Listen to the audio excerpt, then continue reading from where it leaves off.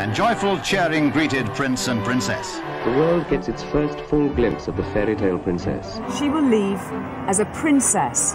We love royal weddings because their fairy tales come to life. There's a fascination with royal weddings because they are just so extravagant. And now the great hour arrives. Let's listen to the crowd as she arrives at the Abbey. We finally get to see that dress. You see the princess in the big gown, and her prince often in like a military uniform, and it's just romantic and everything you fantasize about as a little girl. For anyone who grew up reading fairy tales or loving princesses and princes and carriages and palaces, there is no question that a royal wedding is the pinnacle of all of that fantasy. That really is the most extraordinary fairy tale.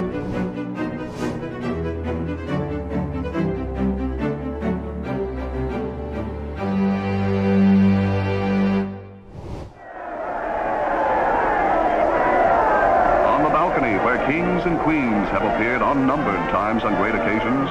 The young couple happily share the supreme day of their lives with their countrymen. Princess Elizabeth and Philip, Duke of Edinburgh, were married in 1947, just 2 years after the end of World War II. When Princess Elizabeth and Philip got married, coming out of World War II, which was a time of such hardship, the whole country, really the whole world, was looking for a reason to celebrate, so it really kind of brought everyone together. Elizabeth was 21 years old and next in line to the throne. Philip was a dashing 26-year-old Navy lieutenant with ties to the Greek and Danish royal families. Elizabeth and Philip have a really sweet love story. They first met when Elizabeth was just 13 years old, and she was immediately smitten by Philip. He was this dashing naval officer. It was very easy to see why Princess Elizabeth was so taken with him. During the war, Philip went off to serve. The Queen kept in contact with Philip, and Philip would write letters to the Queen during this time. The connection was really cemented. Then after the war, Philip came back and they started spending time together at Buckingham Palace, and soon after, Philip proposed. And the Queen, in quite unusual manner of the time, said yes, without checking with her father, without checking with royal officials. And this kind of really typifies the strength of character that the Queen has. But at her father's urging, she and Philip agreed to keep their engagement a secret for a full year until she turned 21. So it really was a sweet, romantic story, and they were very much in love.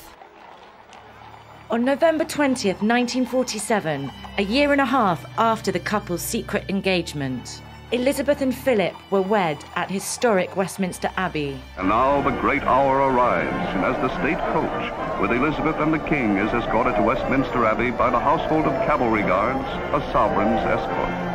Everyone was really excited for this wedding, and the footage is really incredible. To see 500,000 people lining the streets of London to watch Princess Elizabeth and her father, King George VI, ride in a royal carriage from Buckingham Palace to Westminster Abbey. The coach draws up at the west door, and His Majesty pauses to help the princess alight. There's a moment's delay, due, I imagine, to the 15-foot train of the princess's most beautiful wedding gown. Then, with her father, the royal bride enters for her marriage to the man of her choice. Of course, this was a huge event, and there were 2,500 invited guests inside Westminster Abbey. And of those guests, 28 were members of European royalty, including 6 kings and 7 queens. So this was a really impressive turnout for such a historic occasion. Here is seen the thrilling bridal gown of ivory satin, delicately embroidered in crystals and pearls. Princess Elizabeth's dress was absolutely beautiful. It was a long-sleeved, ivory silk creation. It had 10,000 pearls sewn onto it and had a 15-foot train. It was actually inspired by a Botticelli painting called Primavera. And the central figure in the painting wears this beautiful white draped ivory gown, and it also had these roses affixed to it, and it really did look like the gown from the paintings. It is a radiant bride-to-be, the loveliest the old abbey has ever looked upon. Elizabeth and Philip take their places on history's pages. To the stirring strains of Middleton, they march as man and wife toward the west door amidst nearly 3,000 invited spectators. At this time, this was really the most access the British public had ever had to a royal wedding, because it was the first to be broadcast over radio, and it really brought the British public into Westminster Abbey, even if they couldn't be there in person or even on the streets of London. From the solemnity of the Abbey, the great pageant starts toward Buckingham Palace, the young couple now occupying the state coach. And it was also the second wedding to be filmed, and though it wasn't broadcast live on television, since television wasn't really ubiquitous yet, but it was shown on newsreels later, so people really got to feel like they were there and feel like they were part of this celebration. They proceed with a brilliantly uniformed mounted guards through throngs estimated at 2 million. In post-war England, everything is rationed except cheers, and the enthusiasm mounts to a new high. Thousands jam the square before Buckingham Palace, and the cry goes up, "We want Elizabeth." There is a tradition of, after a royal wedding, that the royal family gather on the balcony of Buckingham Palace and meet the nation. And when this happened with Princess Elizabeth and Prince Philip, the crowds went wild. There was such a huge cheer, and it was a really great time of celebration. 3 generations of the royal family now appear, but it is the young bride and groom who really rule England this day. Princess Elizabeth and Prince Philip's love story really meant a lot to the British people. And it was something that, wasn't about war, it wasn't about politics. This was just a young couple in love, and that was something to celebrate that had no ties to something that made them unhappy. Elizabeth and Philip's wedding was the beginning of an incredible 70-year marriage, the longest in British royal history by 2 decades. The first 5 years after their wedding were arguably the best of their lives. They lived a pretty quiet life, relatively speaking. Philip was in the Navy, and they spent time in Malta during his naval service, and they also welcomed 2 children, Prince Charles and Princess Anne. But then her father died in 1952 and made Elizabeth the Queen, something they weren't expecting to happen for several years to come. So suddenly they were forced to adapt and take on this whole new life full of royal duties and assume the position of being the face of a nation. Prince Philip has been by her side through it all. They really have this epic love story, married for 7 years. They have 4 children, 8 grandchildren. They've had this really big family that's, full of love, and everyone's so close, and, it's a really sweet testament to their bond. In the proud words of King George, "Our daughter has married the man she loves." Everyone here in the grounds of the palace must have been captivated by Grace's charm and beauty. Long before Charles and Diana, this was the fairy tale.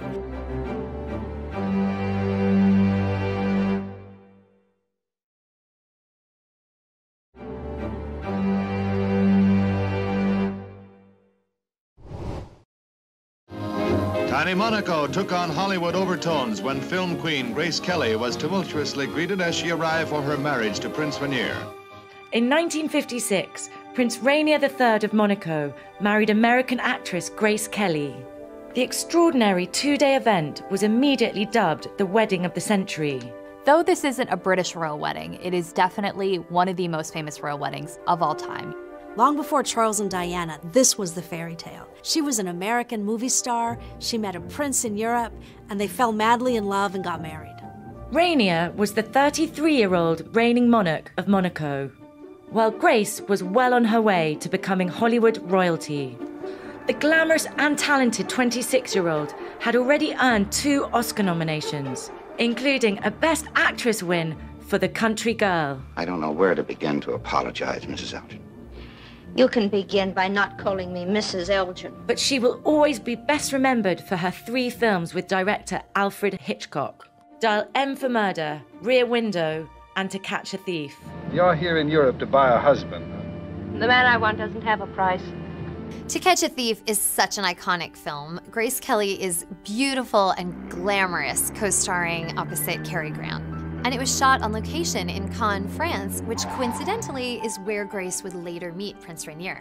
Grace Kelly and Prince Rainier first met, fittingly, when she was in Cannes in France for the Cannes Film Festival. And they ended up being set up by Olivia de Havilland, another, iconic actress, and her husband, who was a French newspaper editor who knew Rainier.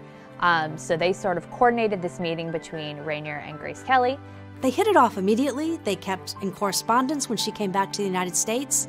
He came to America to meet her and her family. Grace Kelly's from right outside Philadelphia. She had Prince Rainier over for dinner. Even though he had this royal title and this very fancy background, he would help out with the dishes at her childhood home, and it really endeared him to her family, and soon after they were engaged. Grace Kelly and Prince Rainier's romance really was a whirlwind. They met in April of 1955, became engaged in January of 1956, and the wedding was set for that April. So from meeting to marriage, it was really only around 12 months. A few hours earlier, Grace Kelly of Philadelphia and Hollywood stepped aboard the Deo Gigante from the liner Constitution, which carried her across the Atlantic.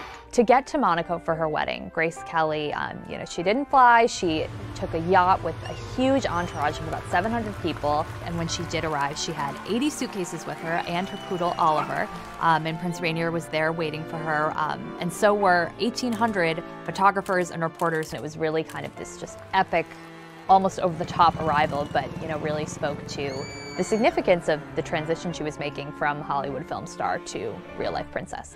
This was the glittering scene at Monte Carlo on the night before the civil wedding took place. The party really started at the palace the night before the wedding. Grace Kelly and Prince Rainier watched from the balcony as down below there were performances by French folk dancers and the London Festival Ballet. And of course, there were fireworks. The entire city really rallied around this couple and took part in the celebrations.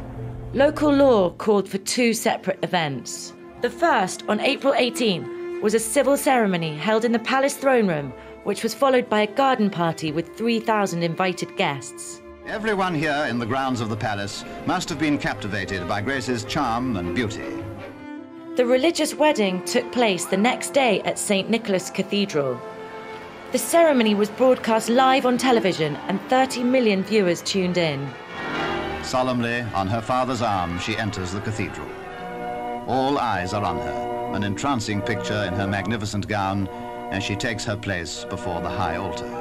Grace Kelly's wedding dress, still today, is without a doubt one of the most iconic royal wedding dresses of all time. It was this beautiful lace, high-necked, long-sleeve gown with a big skirt.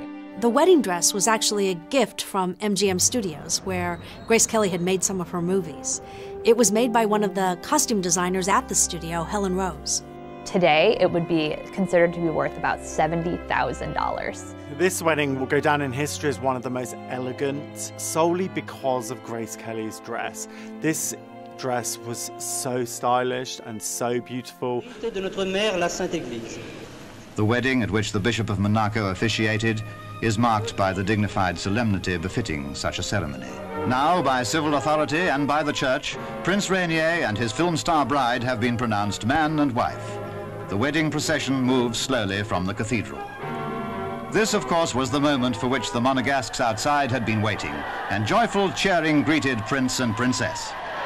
After they left the church, there were thousands of people waiting outside and lining the streets just hoping to catch a glimpse of the new prince and princess. I think that people really responded to them as a couple because they seemed so much in love. From the first time they met till after their children were young adults, they really seemed like the kind of fairy tale that you wanted them to be. Our story ends with the scene at the harbor, as the princess, carrying her poodle Oliver, arrives with her husband to board their yacht, in which they were leaving for their honeymoon. And it goes without saying that as the royal couple left, all good wishes went with them for long life and happiness. After Grace Kelly's marriage to Prince Rainier, where she became Princess Grace, she did give up her film career. She was only 26 years old at the time, and even though she had won an Oscar, it still was pretty early on. So it really was a big loss for Hollywood. And instead, she focused on being a wife and soon a mother and, her duties as the Princess Consort of Monaco. Though she had to give up her acting career, being a princess in a beautiful country on the Mediterranean isn't such a bad trade. The loyal subjects shouted gleefully, "Long live the prince and his beautiful princess."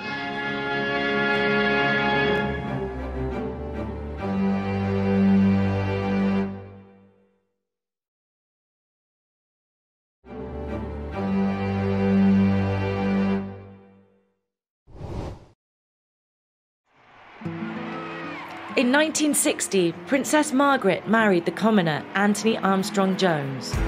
The historic event was the first royal wedding ever to be broadcast live on television. I, Margaret Rose, take thee, Anthony Charles Robert, to my wedded husband. Anthony was a 30-year-old society photographer with no royal blood. Margaret was the 29-year-old younger sister of Queen Elizabeth. The story of Princess Margaret is really complicated. she had actually fallen in love with a different man. Princess Margaret's first love was a man named Peter Townsend. He was a bit older than her, and he was a military hero during World War II. They fell in love when she was in her late teens, early 20s, but he was a divorcee. And at the time, that was a huge no-no in the royal family because of the views of the Church of England on divorce.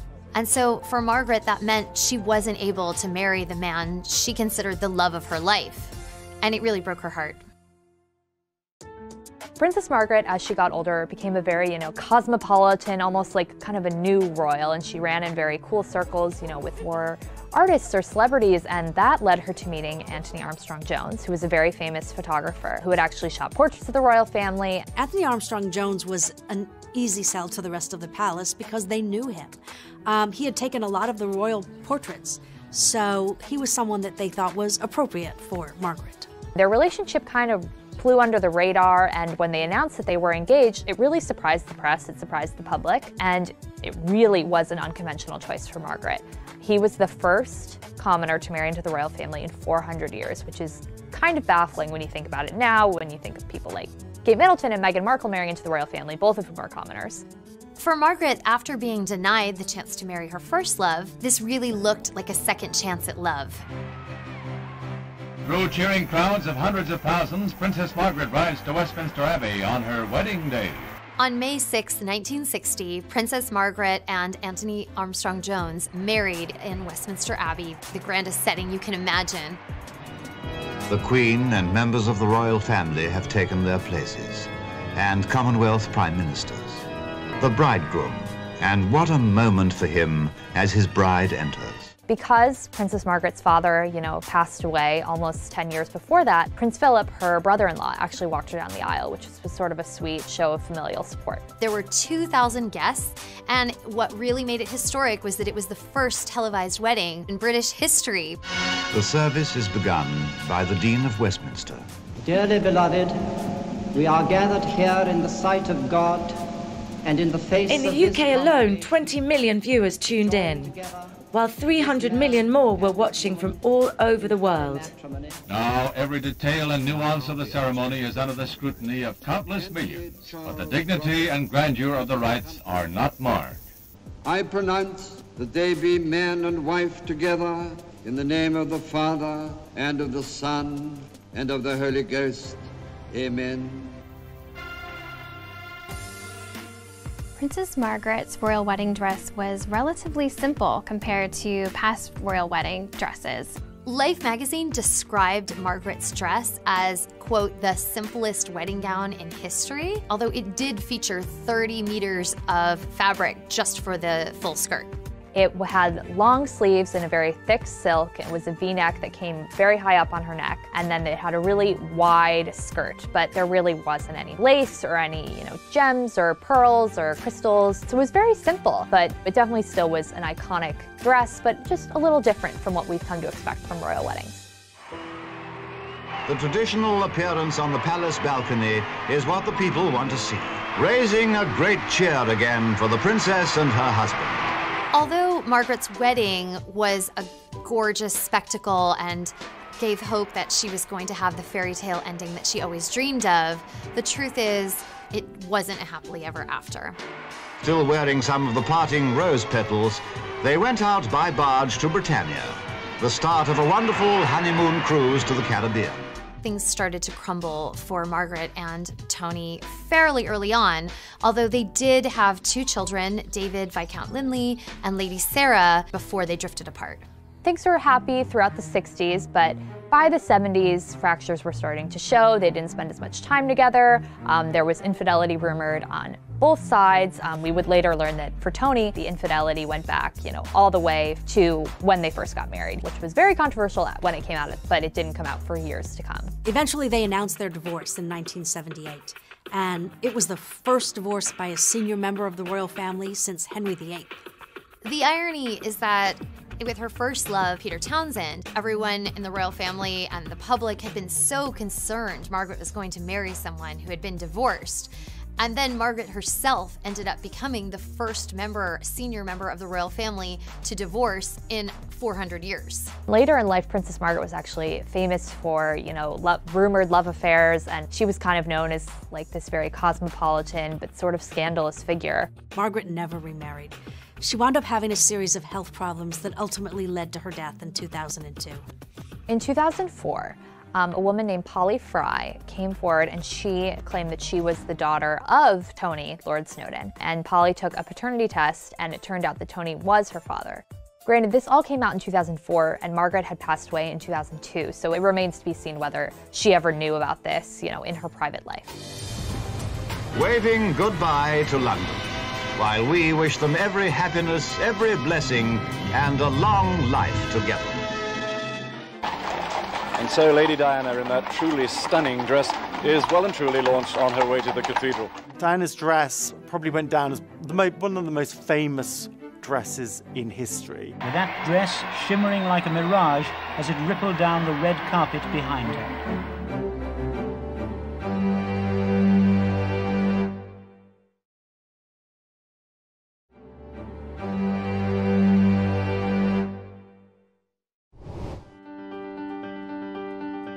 If there's any heart that hasn't been won over by her today, it can kindly surrender now.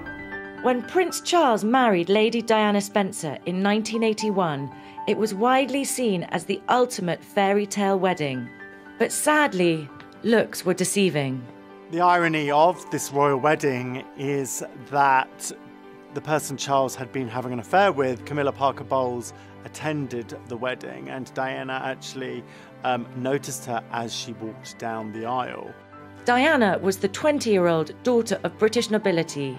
Charles was the 32-year-old heir apparent to the throne. It's funny to think about now, but Prince Charles really was the world's most eligible bachelor back then. Diana was born Lady Diana Spencer, so she was an aristocrat. She was young, she was a member of the Church of England and had a title. She was a virgin, which was a big thing that mattered when it came to marrying an heir to the throne back then. So, it was just sort of like, she's perfect. Charles was facing a lot of pressure to find someone, so they kind of were engaged very quickly, and it seemed like this whirlwind romance. I think we all wanted it to be this romantic fairy tale, but when you look back, there were certainly clues that it wasn't going to end well. There was a large age difference between Princess Diana and Prince Charles, and really, they just had totally different interests. Another huge obstacle was Camilla Parker Bowles. Camilla had been Charles's first really serious love, and they had ended things, and she had gone on to get married to someone else. Well, by the time Charles met Diana, he and Camilla had reconnected, and Charles found it very difficult to turn off his feelings for her. Charles and Diana gave a very memorable pre-wedding interview where the interviewer asked them if they were in love. I'm amazed that she's been brave enough to take me on. And I suppose in love. Of course. Diana said immediately, yes, of course. And then Charles just sort of looked off to the side and said, whatever in love means. Whatever in love means. And it was in that moment that the veil was sort of lifted. Well, it obviously means, your own interpretation. Obviously means two very happy people. Yes. Once again, congratulations. Well, from us, congratulations. Thank you very much. Very kind. So the cracks were starting to show even as they were engaged, but the world kind of didn't really notice and was very taken by what they saw was a fairy tale romance. As if by royal appointment, the weather on the great day is perfect, giving London a touch of summer magic. The wedding day, July 29, 1981, was declared a national holiday so everyone in the UK could join the celebration. The ceremony was broadcast live in 74 countries, and a staggering 750 million viewers tuned in. Everyone who was around then will tell their stories of waking up early, wherever they were, whatever time zone, watching in their pajamas. It became a massive sensation, even for people who didn't normally follow the royals. And then the bridegroom, the Prince of Wales, arrived. As Prince Charles was the heir to the throne, his wedding was a full-on state occasion. It wasn't held at Westminster Abbey because there were too many guests. So they had it at another very famous London church, St. Paul's Cathedral. It was attended by 3,500 guests, which included dignitaries and world leaders, including Prime Minister Margaret Thatcher and U.S. First Lady Nancy Reagan. In their book today, the bride was the star of the show. What really sets the wedding of Prince Charles and Princess Diana apart is Diana's worldwide appeal and charisma. She had already really become a superstar by the time she married Charles. And so Lady Diana, in that truly stunning dress, is well and truly launched on her way to the cathedral. The speculation about what Princess Diana would wear on her wedding day was huge. Everybody wanted to know. It was actually so much so that the designers actually had a second dress prepared just in case the first one leaked. But it didn't. And she rode in the glass coach, almost all nerves forgotten now, with her father, to marry the man she loved. When you watch the footage of Diana in the carriage, it's a little bit funny because you can see that she's sort of drowning in all these yards of taffeta, and she almost looks like, you know, a giant cupcake stuffed into this little glass box. Lord Spencer alighted first, and then came, always a tricky moment for any bride, and Lady Diana had a train worthy of the biggest cathedral in the world, and worthy of the great church of St. Paul's. Diana's dress probably went down as one of the most famous dresses in history. The world gets its first full glimpse of the fairy tale princess, demure behind her veil. It was just so voluminous and so 80s and so princessy. And the wedding dress that has been a carefully guarded secret. Resplendent ivory silk taffeta, trimmed with antique lace and a long, long train, all 25 feet hand-embroidered. It was just yards and yards of ivory taffeta. And in fact, designer Elizabeth Emanuel, who co-designed the dress alongside her then husband David, later said that her vision for the dress was that Diana was a butterfly coming out of the chrysalis. As bewitching and romantic a bride as ever touched the heart of the world.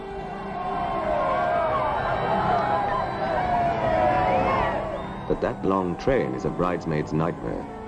Elizabeth Emanuel also later said that she hadn't anticipated the dress wrinkling quite so much as it did, so they quickly tried to smooth that long train because it was just wrinkled from top to bottom. And everyone could see that this was a bride who had captured all but the stoniest of hearts. When it was time to walk down the aisle, the whole world was already mesmerized and couldn't wait to see this superstar become a superstar bride. Diana Francis, wilt thou have this man to thy wedded husband, to live together according to God's law, in the holy estate of matrimony, so long as ye both shall live? I will. Charles and Diana's wedding was such a massive spectacle that it came with a very massive price tag. Adjusted for inflation, it cost $110 million, which is a lot steeper than the wedding of William and Kate, which was a relatively frugal $34 million. And the roar welling in thousands of throats outside. It all lent another kind of warmth to this London summer's day, with that dress shimmering like a mirage as it rippled down the red carpet behind her. Despite the concerns surrounding this marriage that were sort of present even from the beginning, there was a really, truly romantic, sweeping moment atop the balcony at Buckingham Palace after they had exchanged their vows. And this is what they're waiting for, an appearance on the balcony of Buckingham Palace, which has seen so many royal and national occasions in the past. Again, everyone who watched the wedding remembers their kiss. He kisses Diana's hand. They look at each other with an adoring gaze that you would expect from newlyweds. A kiss, which receives a roar of approval from the crowd, who called the couple back and back again onto the balcony. It's hard to argue with 500,000 people who know what they want. And every single one was rewarded by this tender kiss. They seemed to be a happy couple in those early years. Right away, they had 2 adorable sons, William and Harry, and they seemed good together. But we found out later it really wasn't all that it seemed. Well, there were 3 of us in this marriage, so it was a bit crowded. Charles was still hung up on Camilla and eventually started to have an affair with her.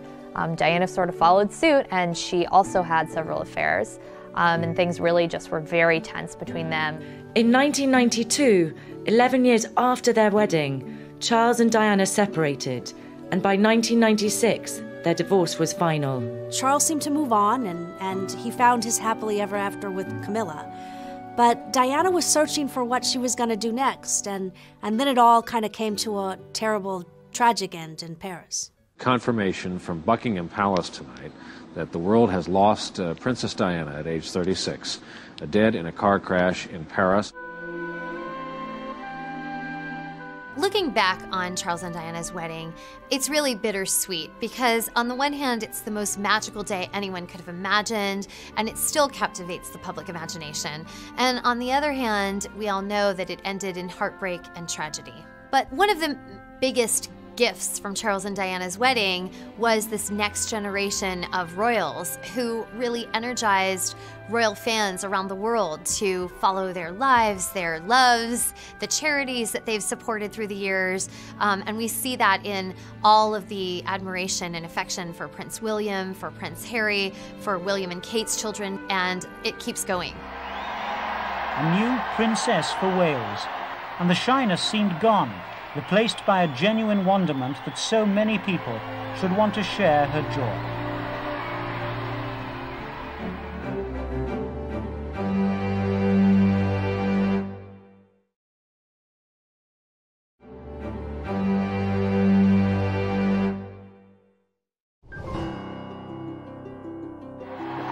Absolute chaos. I'm being swept forward with the crowd. In fact, I don't think I could get away from them if I wanted to. In 1986, just 5 years after Charles and Diana were married, the wedding of Prince Andrew and Sarah Ferguson proved the British people were still hungry for royal nuptials. Because Andrew was not the direct heir, it may have seemed like the wedding wouldn't have been quite the massive affair that Charles and Diana's wedding was, but there was a huge appetite for it, and people really wanted another royal wedding. Andrew was the 26-year-old son of Queen Elizabeth and fourth in line to the throne.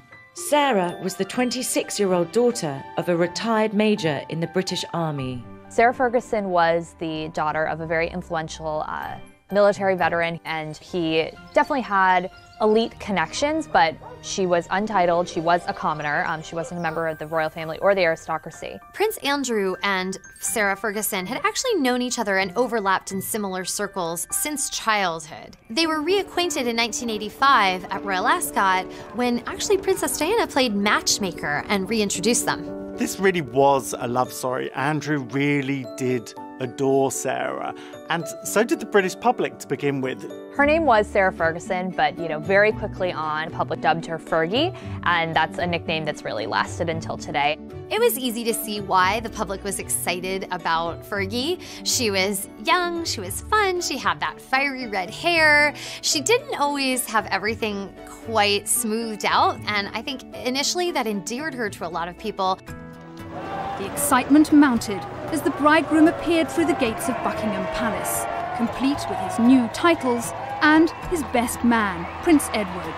Prince Andrew and Sarah Ferguson married on July 23, 1986 at Westminster Abbey, and the wedding was attended by 2,000 guests. 500 million people watched it on television, and another 100,000 lined the streets outside the palace. But it was the bride and her dress that everyone was waiting to see. Ivory silk Duchess satin, embroidered with honeybees and thistles, emblems from her coat of arms. Fergie's dress was quintessentially 80s. It has these big puffy sleeves, almost looks like she's wearing shoulder pads. She also wore this extensive taffeta train, huge full skirt.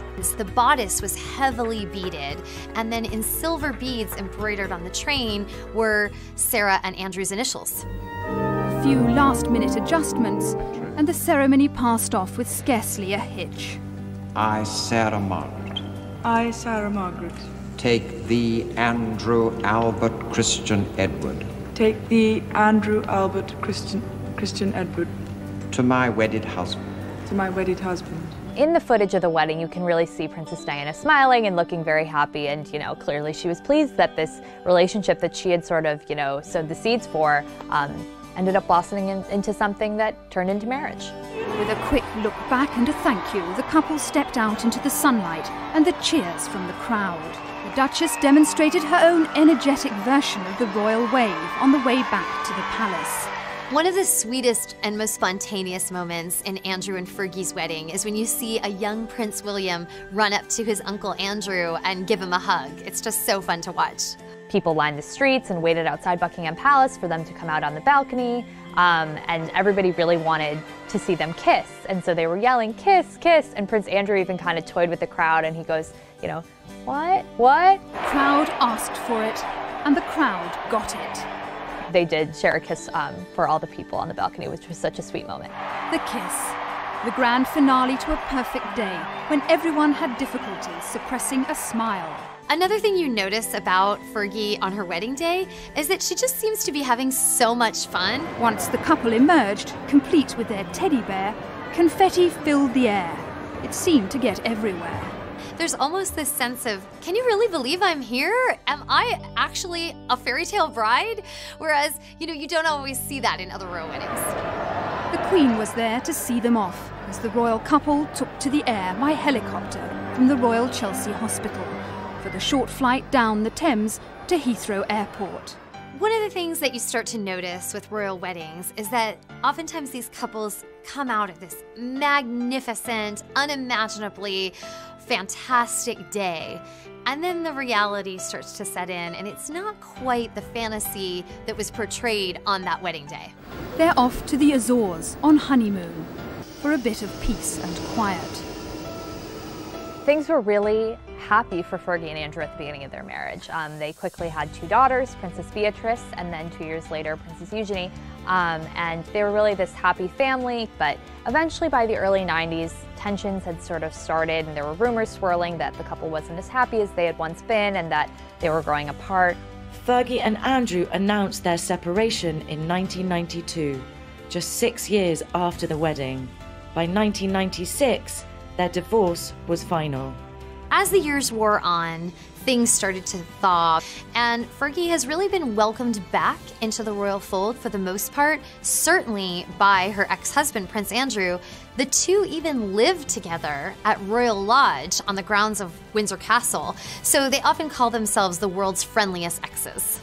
Fergie and Andrew didn't have the happily ever after that everybody fantasized about, but they do have a fantastic relationship. They co-parented their children very well and have a great relationship and communicate about all the issues that arise.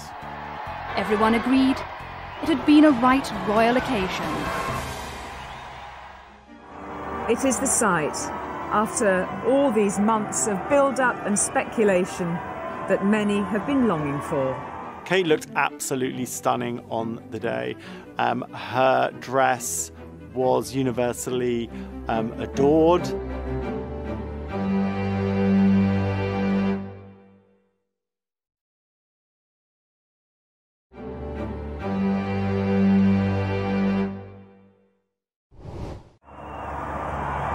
And a lovely moment because the Queen has allowed the royal couple some time on their own for the crowd to take that first glimpse in as they emerged onto the balcony.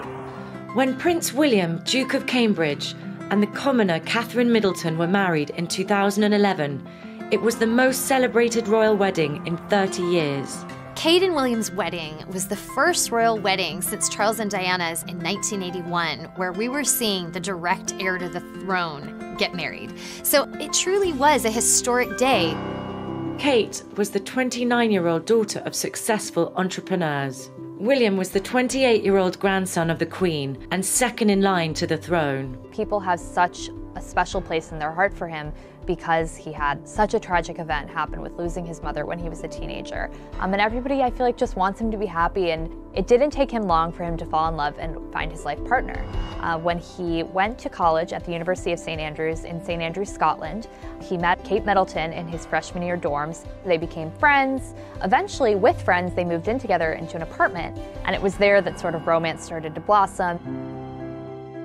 Often she's referred to as a commoner, and it's true. She's not from an aristocratic family, but she didn't grow up in a traditional sort of middle-class family either. Her parents really did have a lucrative business. They started a company called Party Pieces, which was a mail order and now online party supply company, and they really built this empire from the ground up. They were very wealthy. This isn't a case of somebody who was having a rags to riches transformation. Kate had a very comfortable upbringing. William and Kate were engaged in October 2010 in a place that is really special to William, and that's Kenya. And William proposed there. They kept it a secret for a little while, then returned home and announced it the following month. And Kate showed off her new sapphire and diamond engagement ring, which was not new. It had belonged to Diana, William's mother. It was hugely meaningful for William to have, a piece of his mother, who obviously never got to meet Kate, and to attend his wedding and be a part of that experience with him. But, he said it was his way of kind of keeping her close and keeping her in mind throughout this whole process. William and Kate were married on April 29th, 2011. The historic event was broadcast live in 180 countries, and an estimated 2 billion people tuned in. So if you imagined a fairy tale princess and her dress, is that the picture you had in your mind? I think perhaps it might have been.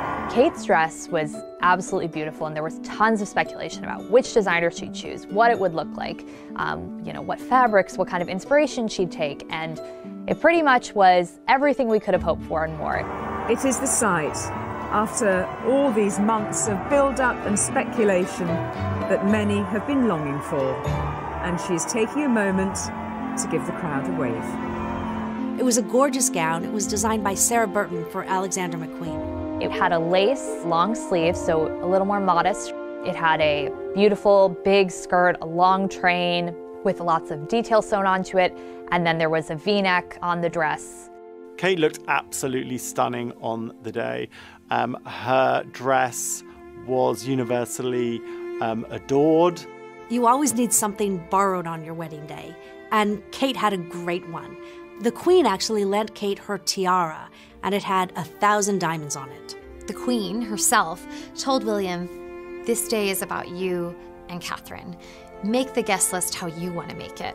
So I thought that was a really sweet thing. You can see the Queen's evolution from kind of reluctant, standoffish mom to really warm, supportive granny.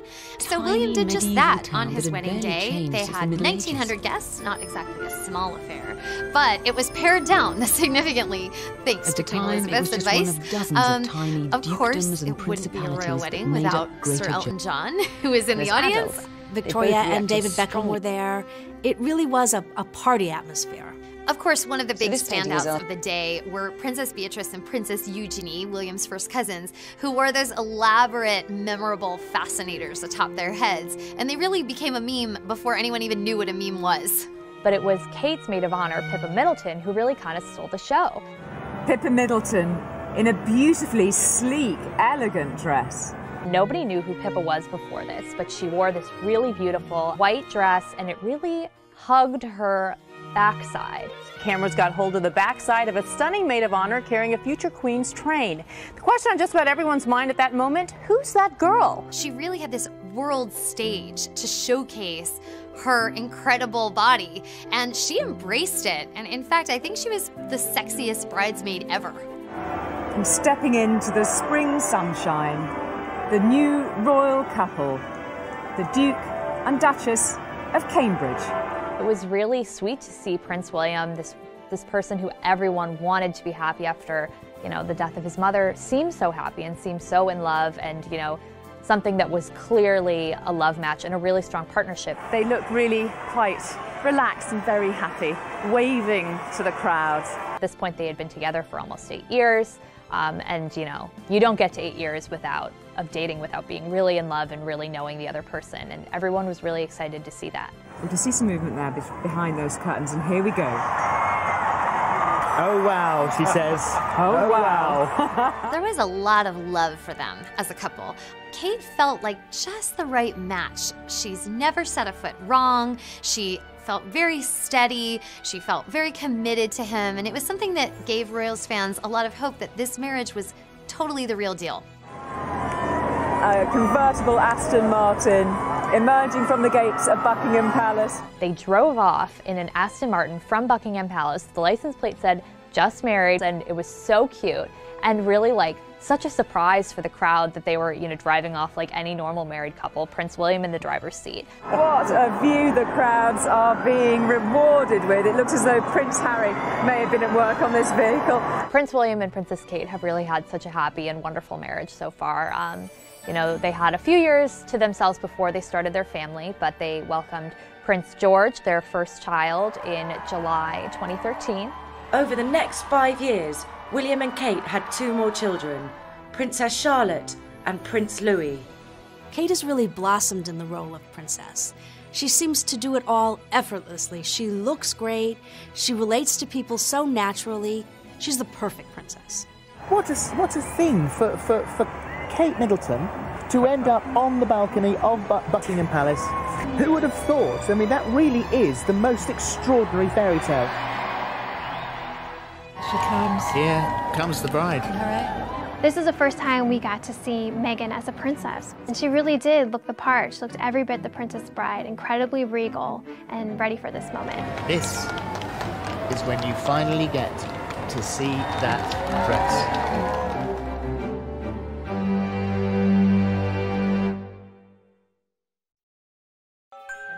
Couple, a new chapter, and after the intimacy of the marriage vows, a place on the world stage. Prince Harry, the Duke of Sussex, and the American actress Rachel Meghan Markle were married in 2018. 7 years had passed since the wedding of William and Kate, and nearly 2 billion tuned in to see Princess Diana's second son marry the woman he loved. Meghan and Harry's wedding was like nothing we have ever seen before, and that has a lot to do with Meghan herself. This is the first time we are seeing a biracial royal bride, an American royal bride, a woman who has been divorced. So this was something new we were seeing, and it really blew all the other royal weddings out of the water in terms of news value. Meghan was the 36-year-old star of the hit legal drama Suits. Harry was the 34-year-old grandson of the Queen and 6th in line to the throne. We've been watching Harry grow up since he was born. Of course, Princess Diana and Prince Charles followed the tradition of bringing out their newborn son onto the steps of the Linda Wing at St. Mary's Hospital in London, where the world got its first look at the little ginger prince with his red hair. The guy was christened in this. Looks remarkably well despite it. Harry is so beloved across the world, but especially in the UK. I mean, the citizens have just had such a special place in their hearts for him since he lost his mother at a young age. The readers have always been very affectionate towards Harry because they saw him grow up, and they've gone from him seeing him as this little boy who had lost his mother to now finally fully in love and happy. The fact that I fell in love with Meghan so incredibly quickly was a sort of confirmation to me that everything, all the stars were aligned, everything was just perfect. It was this beautiful woman just sort of literally tripped and fell into my life. I fell into her life. Meghan and Harry actually met on a blind date, and they hit it off right away. I was beautifully surprised when I walked into that room and saw her, and there she was sitting there. I was like, okay, well, I really have to up my game. The world found out about Harry and Meghan when one of the London tabloids confirmed the relationship in October 2016. But Harry and Meghan had actually been dating for a few months by then, and they were building a relationship.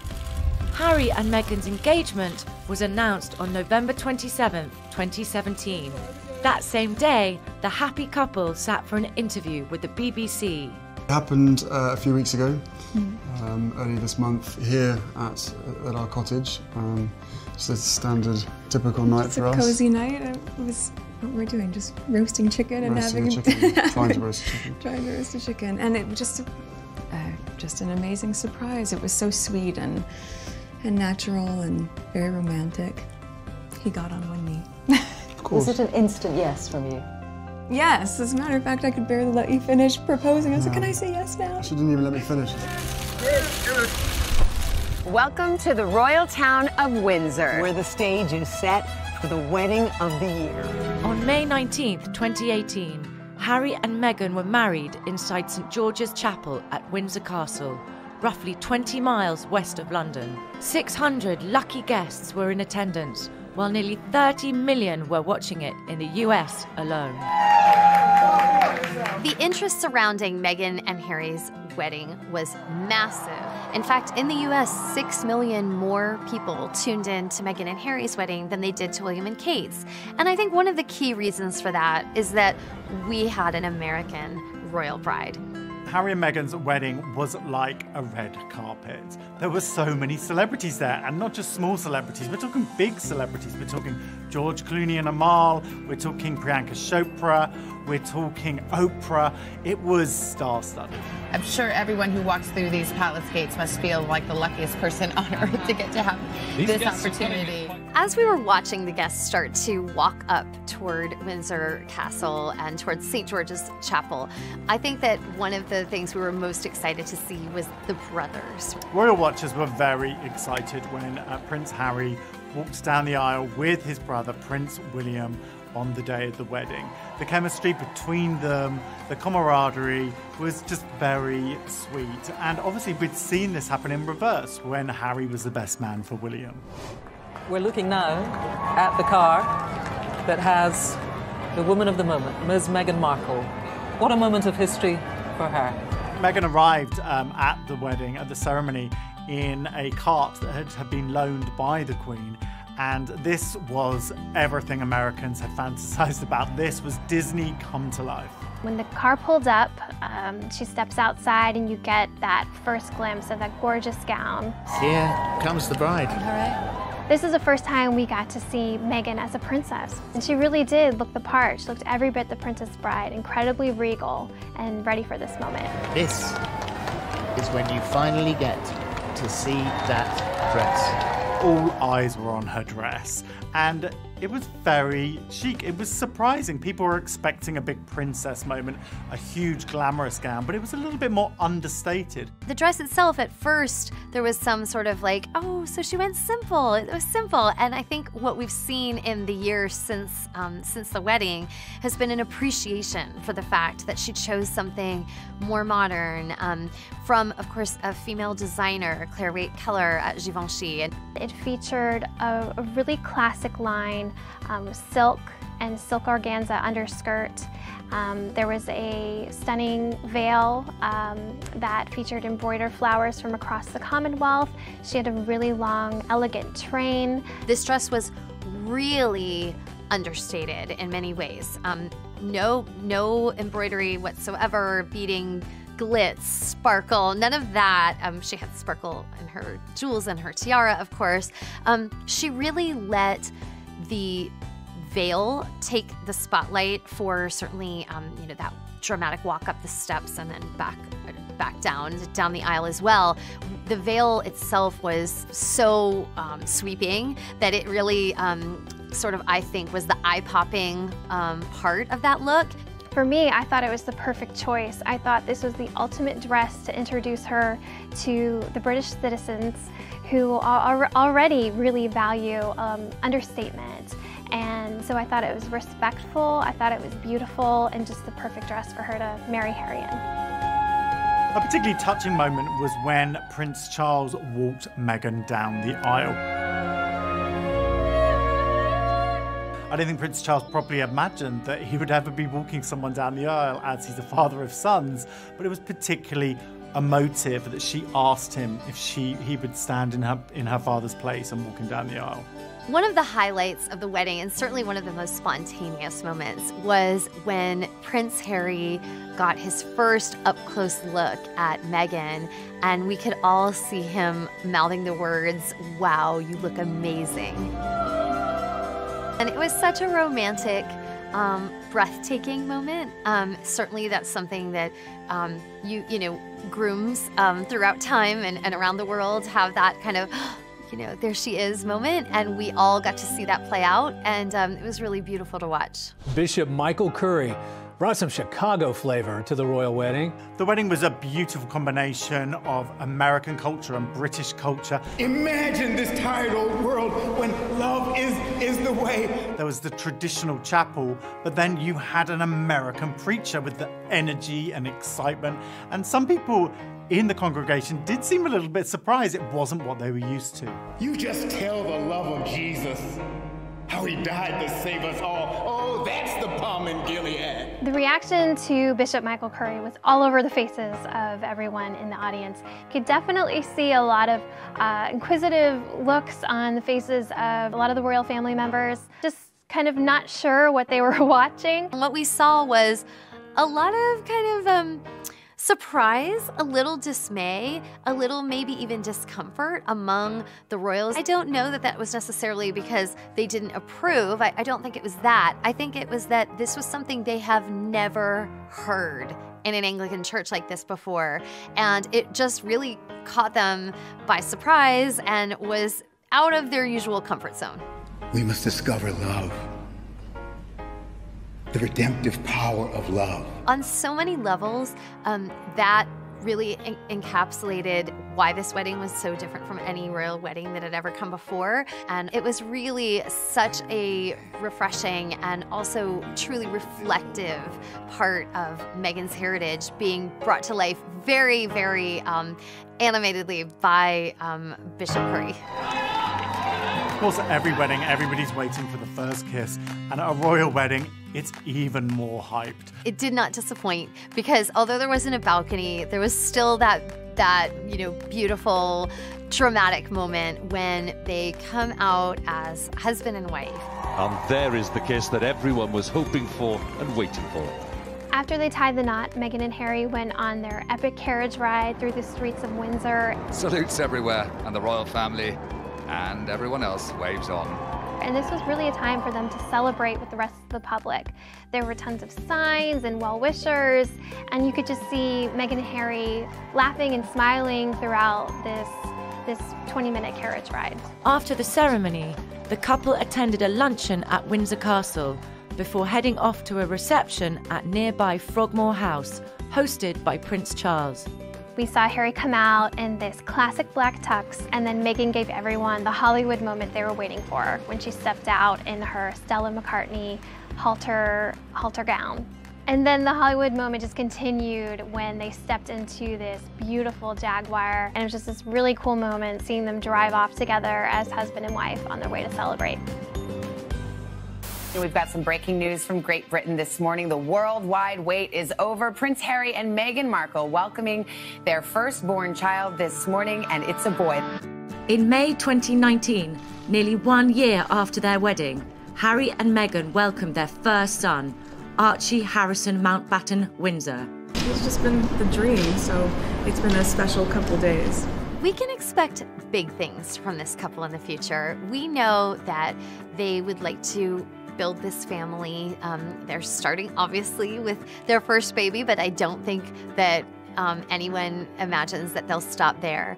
But further than that, we also know that Meghan has big plans of her own in terms of philanthropy, in terms of giving back to her new country. Meghan and Harry have totally embraced their roles as the Duke and Duchess of Sussex, and they've been welcomed into the royal family as a couple with open arms, and now they're just really hitting the ground running in terms of their royal duties. We're a fantastic team, we know we are, and we hope to, over time, try and have as much impact for all the things that we care about as much as possible.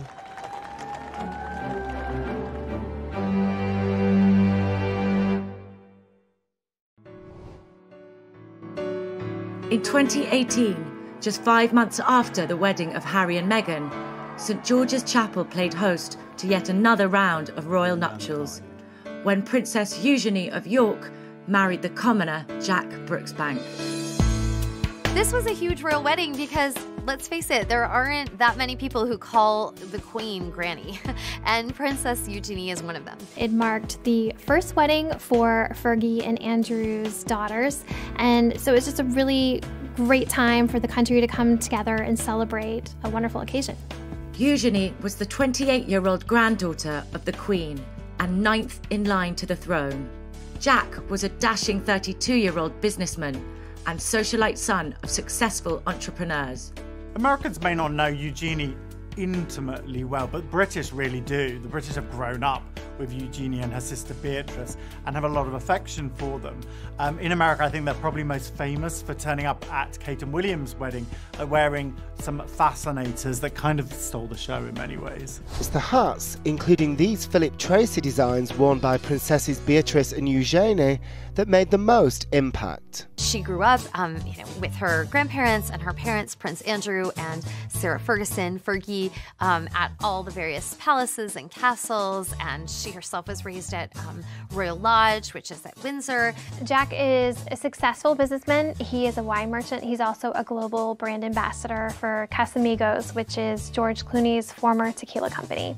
Like Kate Middleton, Jack Brooksbank is also a commoner, if you want to use that term. I mean, he's not an aristocrat, he's not a royal. However, also like Kate, there were similar circles. They did kind of run in those fancy royal circles. And he met Princess Eugenie when they were on a ski trip. They have said in their engagement interview that, in fact, they really locked eyes on each other on that vacation and that it was love at first sight. We were skiing, weren't we? In a friend's place in Nendas, next to Verbier.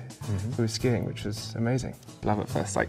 Was it? For the pair of you, was it? And they dated for 7 years before Jack proposed, and they went on to announce their engagement to the public.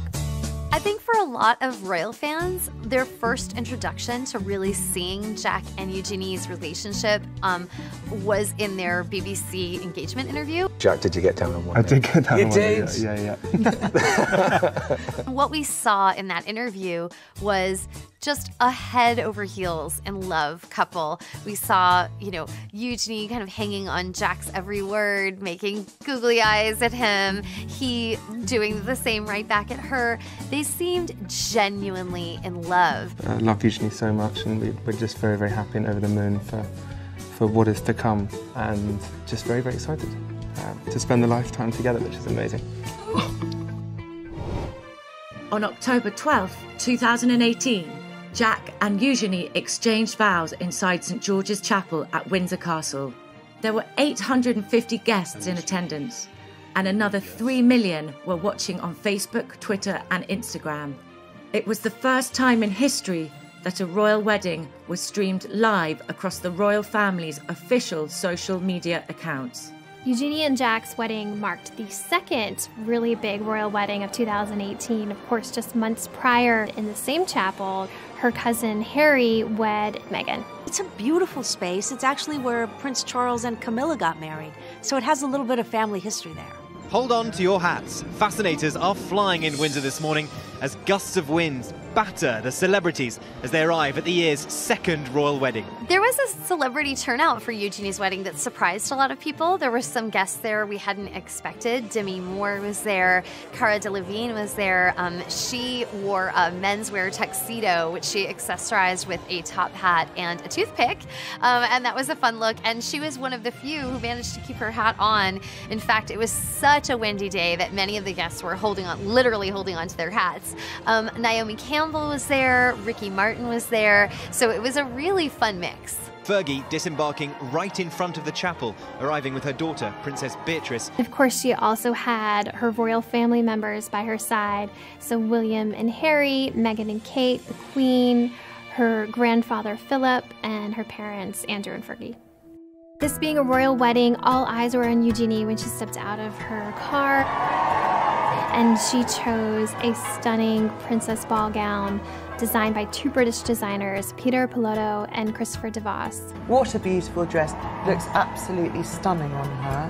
When Eugenie entered the church and we got that first view from behind of the open back, there were gasps, not only because it was so beautiful, it was a really exquisite, striking look, but there was a lot of subtext behind that look. This is very deliberate. This is the focus is on her operation, the scar that will be there, and this is so life-affirming and life-changing for her.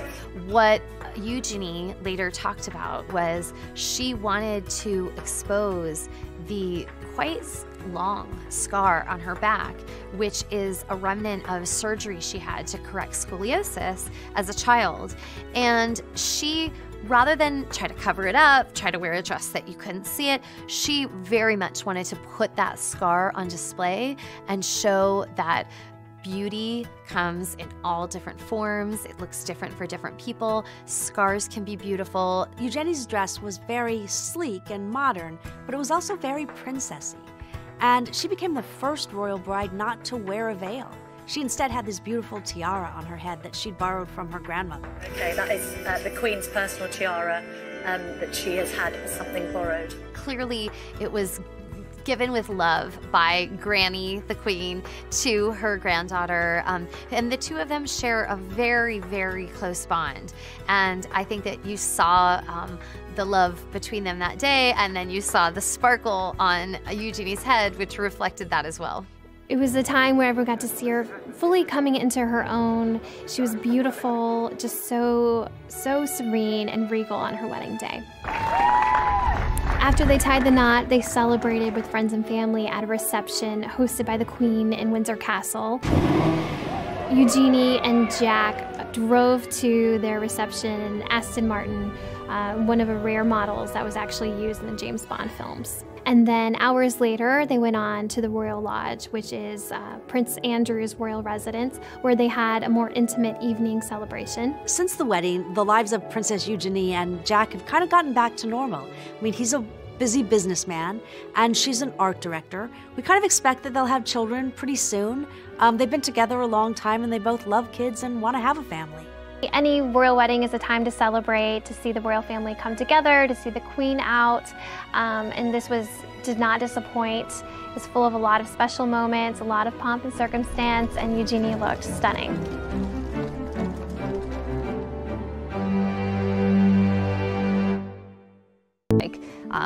What fabrics, what kind of inspiration she'd take, and it pretty much was everything we could have hoped for and more. It is the site, after all these months of build-up and speculation, that many have been longing for, and she's taking a moment to give the crowd a wave. It was a gorgeous gown. It was designed by Sarah Burton for Alexander McQueen. It had a lace long sleeve, so a little more modest. It had a beautiful big skirt, a long train with lots of detail sewn onto it, and then there was a V-neck on the dress. Kate looked absolutely stunning on the day. Her dress was universally adored. You always need something borrowed on your wedding day, and Kate had a great one. The Queen actually lent Kate her tiara, and it had 1,000 diamonds on it. The Queen herself told William, "This day is about you and Catherine. Make the guest list how you want to make it." So I thought that was a really sweet thing. You can see the Queen's evolution from kind of reluctant, standoffish mom to really warm, supportive granny. So William did just that on his wedding day. They had 1,900 guests, not exactly a small affair, but it was pared down significantly thanks to Queen Elizabeth's advice. Of course, it wouldn't be a royal wedding without